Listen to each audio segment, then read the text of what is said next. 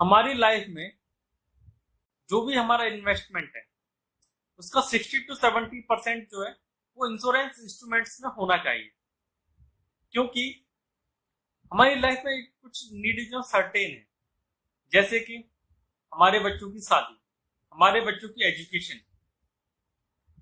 तो ये दोनों जो सर्टेन नीड है, इसके लिए हम जो किसी अनसर्टेन रिटर्न वाले प्रोडक्ट पे भरोसा नहीं कर सकते।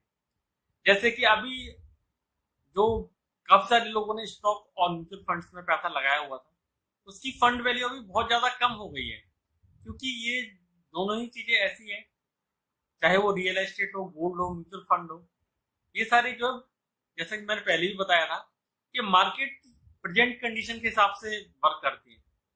तो जब हमने वो इवेंट प्लान किया है, जैसे कि मैरिज या एजुकेशन के लिए प्लान किया है, और उस इंस्ट्रूमेंट के भरोसे हम बैठे हैं कि हमारा इतना पैसा इससे आ जाएगा, पर अगर उस टाइम पे ऐसी कोई क्राइसिस आ गई, कोई इकोनॉमिक स्लो डाउन आ गया, तो फिर हम कैसे उस चीज को टैकल करेंगे। इसीलिए आप सबको मेरा सजेशन है कि सर्टेन नीड्स के लिए सर्टेन जो रिटर्न दे वो वाला प्रोडक्ट होना चाहिए।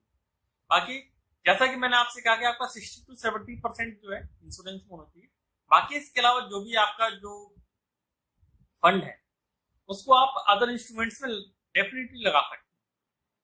पर हम इस यहाँ पे मैं आपको कुछ एग्जांपल बता देता हूँ जिसकी हेल्प से आप आसानी से समझ पाएंगे कि जैसे कि अगर हम ये चाहते हैं कि हम रिटायरमेंट के टाइम पे वर्ल्ड टूर करना चाहते हैं, तो उसके लिए हम जो है म्यूचुअल फंड में पैसा लगा सकते हैं।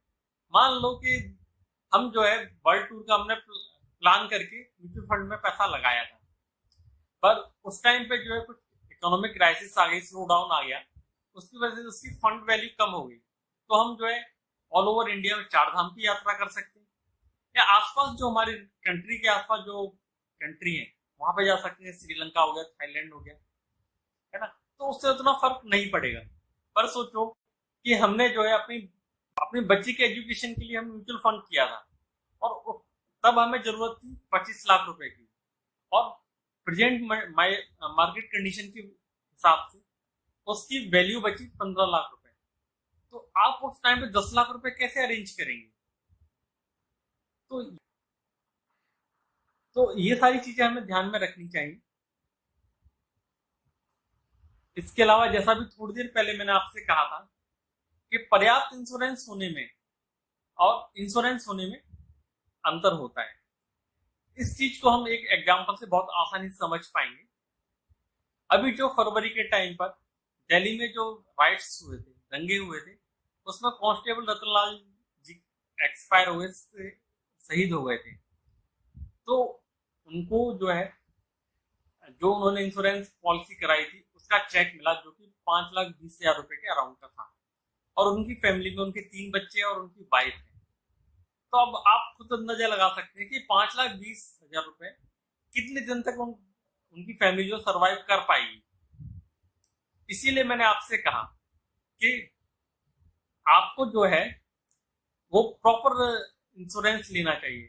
उसके लिए जब भी आपका जो एडवाइजर है उससे आप जब भी आप का वो कोई भी प्लान सजेस्ट करे, तो आपकी ह्यूमन लाइफ वैल्यू और नीड एनालिसिस, वो क्या आपकी उस नीड के लिए उतना पैसा इकट्ठा हो रहा है उससे या नहीं, आपकी नीड क्या है, तो उसको जो है उसके हिसाब से हमें वो पैसा जो है इकट्ठा करना चाहिए। उस तरीके से हमें फंड मैनेज करना चाहिए, तब जाके जो है हमारी फाइनेंशियल प्लानिंग प्रॉपर होगी। तो अब इसके बाद में मैं एक लास्ट एग्जांपल ले रहा हूं, जो कि एक छोटी सी स्टोरी है। उसके बाद फिर हम इस सेशन को कंक्लूड करेंगे। ये स्टोरी जो है एक्चुअल इंसिडेंस ही है, जो कि बिल गेट्स और वॉरेन बफेट इन दोनों के बारे में।